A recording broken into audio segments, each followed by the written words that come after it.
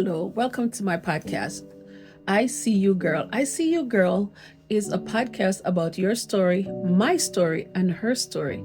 Our story does make a difference. So, I love the art of storytelling. In Jamaica, I used to go to Miss Lou Ring Ding Ding for those back. That's so far back, but that's where my love of storytelling come from. I used to gather the children in the neighborhood and I would sit with them and tell stories. Today, as a writer, I still love to tell my stories because, when you're a writer, you go into another world. You can tell stories that you imagine in your head or something.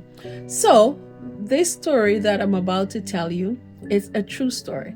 So, here it is. I lost my business. I was sitting at Lakeshore and I was thinking, what do I do with my life? I'm always been working. I never not working. I don't know what to do. And so here it is, my business closed because financially I was not able to maintain my store. So I was sitting there for the first time with a notebook in my hand and I'm thinking, what am I going to do with the rest of my life? And I know I'm not the only person that felt that way, but for me, it was at a particular age when some people would be retiring. But here I am starting over. I lost my business, lost many millions of dollars, and I was just sitting down there like, how do I start over? Where do I go? So I saw this lady walking towards me because I was sitting on the patio. I was sitting where this coffee shop called Big Guy Coffee Shop on Lakeshore, and I was just sitting there, just contemplating, where do I go from here? What do I do at this age in my life? How do you start over? There was so many things that are flooding through my mind. So I saw this lady, which was like a distraction.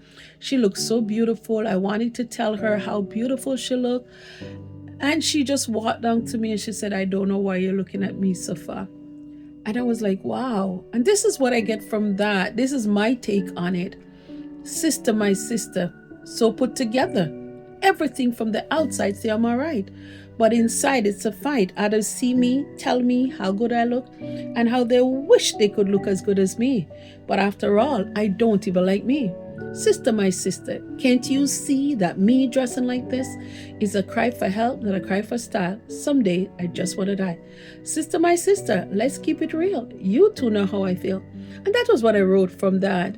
I realized that for me, this is what I take. Her clothes was her band-aid.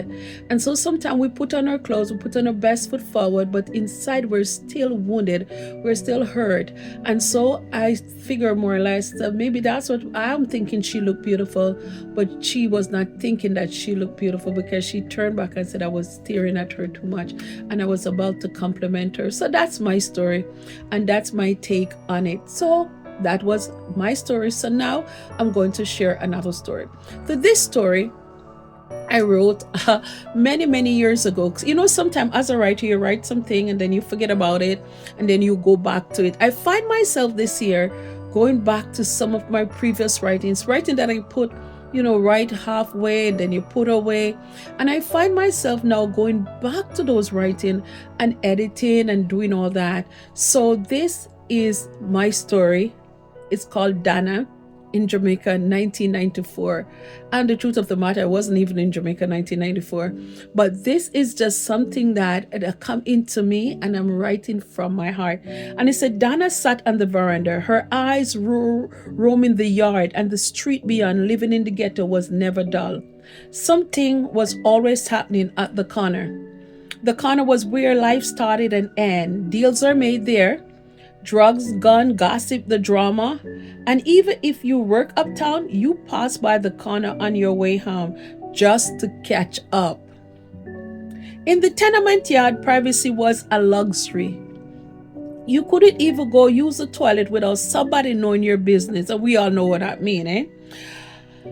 The walls was thin and the air carried every scent, every quarrel, and every laugh.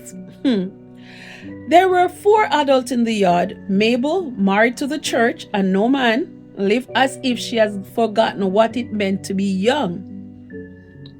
She had 2 grown children, but act like they dropped straight from sky. They drop out of sky.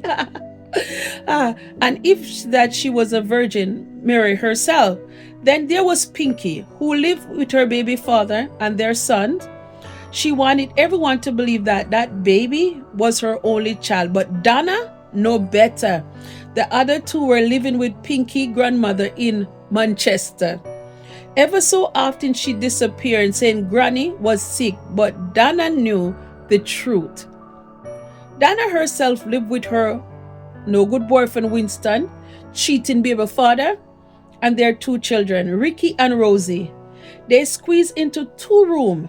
Ricky was 2 years old and Rosie, and both of them kept her going. Even when Winston drove her mad.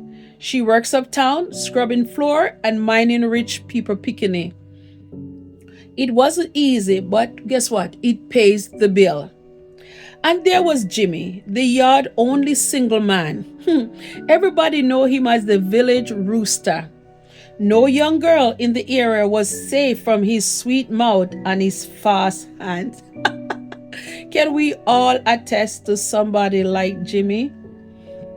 Everybody, I believe, growing up in Kingston, we all know a Jimmy. Donna saw Mabel at the pipe stand catching water, the standpipe.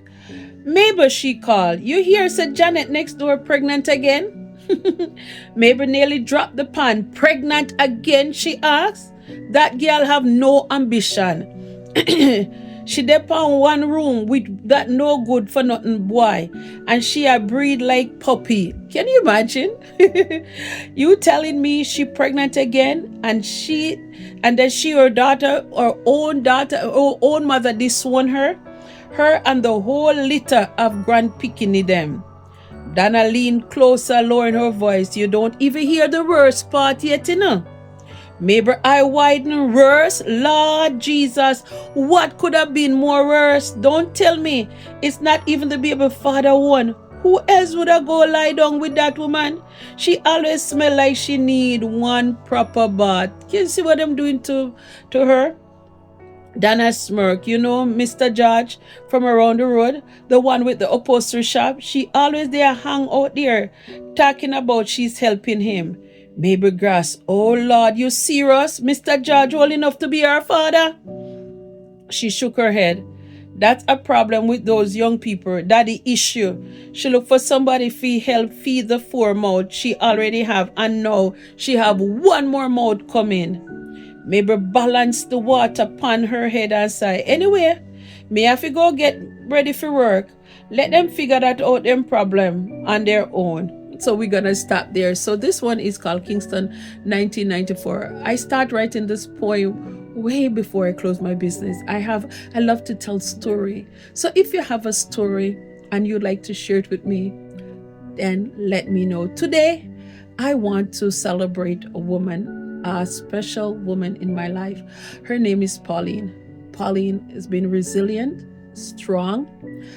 She's been like a sister to me as a only girl growing up.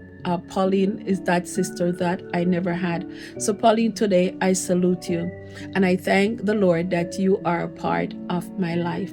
When the going get tough and when things look bad and look hard, you're always there, not just for me, but for my entire family. My family adopt you as their family. So I want you to know today, girl, I see you. And you does make a difference. You're seen, you're resilient, you're heard, you're strong, and we celebrate you. You're part of our tribe. Keep on doing what you're doing, and see you next time. So subscribe to our channel. I See You Girl at 77 at Facebook and all the channels. Subscribe to our channel and let's make this broadcast be empowering, encouraging for women that will feel like they're not seen, feel like they're not heard, feel like they're like invisible. I want you to know you are not invisible. You are, as I said again, you're loved, and I want to celebrate you and share your story with me. And if there's a story that you'd like me to cover, then I'll be more than happy. We have ICU bags, an ICU book. As I said, I'm a writer. I wrote this collection of poetry called ICU Girl. And also I'm doing a collection of short stories. Last week I shared a part of the short story of ICU Girl.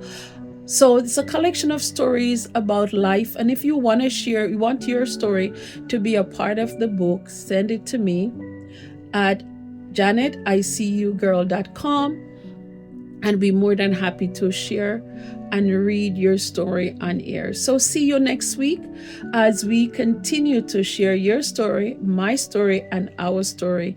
Blessings all around.